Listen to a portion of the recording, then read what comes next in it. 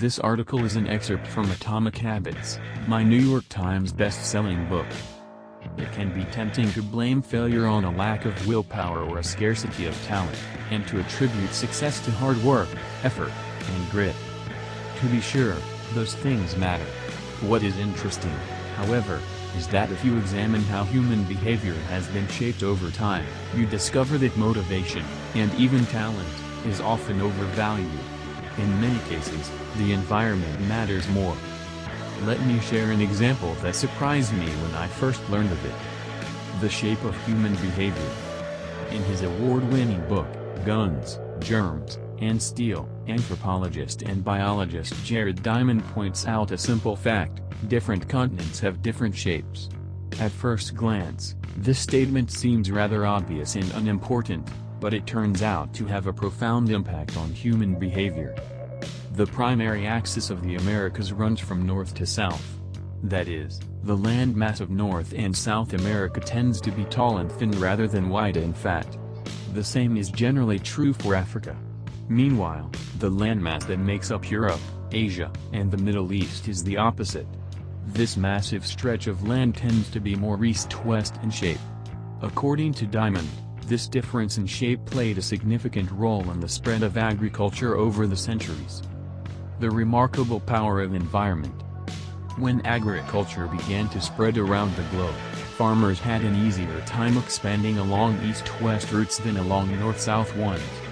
This is because locations along the same latitude generally share similar climates, amounts of sunlight and rainfall, and changes in season. These factors allowed farmers in Europe and Asia to domesticate a few crops and grow them along the entire stretch of land from France to China. By comparison, the climate varies greatly when traveling from north to south. Just imagine how different the weather is in Florida compared to Canada.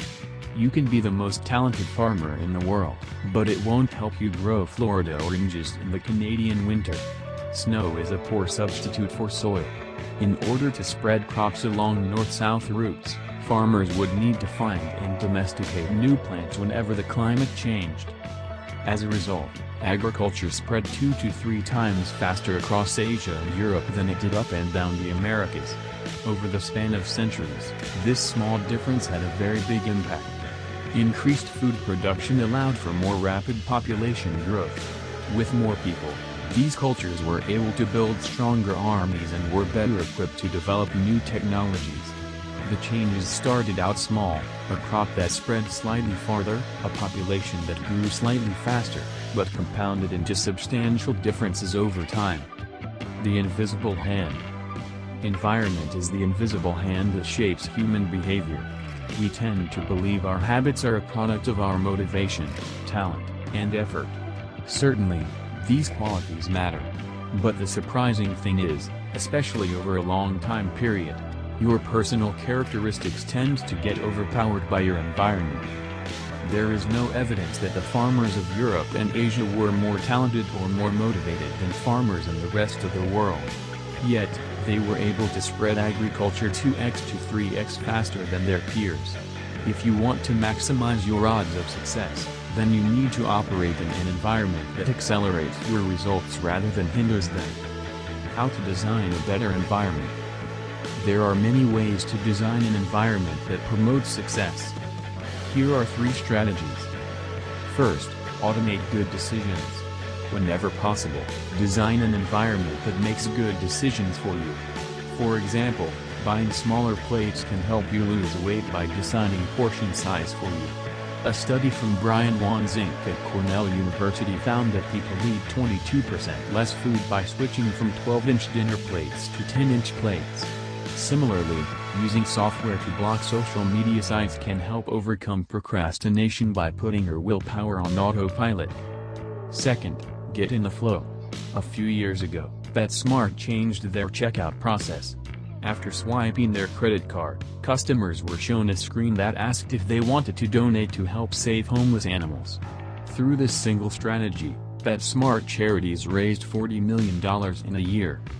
You can apply a similar strategy by designing an environment where good habits get in the flow of your normal behaviors. For example, If you want to practice a musical instrument, you could place it in the middle of your living room. Similarly, you are more likely to go to the gym if it is literally on the way home from work than if the gym is only 5 minutes away, but in the opposite direction of your commute. Whenever possible, design your habits so they fit in the flow of your current patterns. Third, subtract the negative influences. Ancient farmers didn't have the opportunity to remove the barriers that held them back, but you do.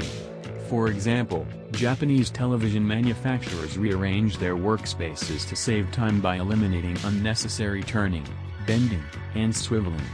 You can also reduce the negative influences in your environment. For example, you can make it easier to avoid unhealthy foods by storing them in less visible places. Foods that are placed at eye level tend to be purchased and eaten more frequently.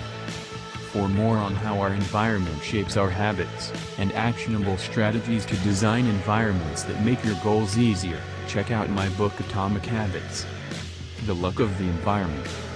We are quick to blame our environment when things go poorly. If you lose a job, it's because the economy sucks. If you lose a game, it's because the officiating was bad. If you're late to work, it's because traffic was insane. When we win, however, we ignore the environment completely. If you land the job, it's because you were talented and likable. If you win a game, it's because you played better. If you're early for a meeting, it's because you are organized and prompt. It is important to remember that the environment drives our good behaviors as well as our bad ones. People who seem to stick to good habits with ease are often benefiting from an environment that makes those behaviors easier. Meanwhile, people who struggle to succeed could be fighting an uphill battle against their environment. What often looks like a lack of willpower is actually the result of a poor environment. Life is a game, and if you want to guarantee better results over a sustained period of time, the best approach is to play the game in an environment that favors you. Winners often win because their environment makes winning easier. This article is an excerpt from Chapter 12 of my New York Times best-selling book.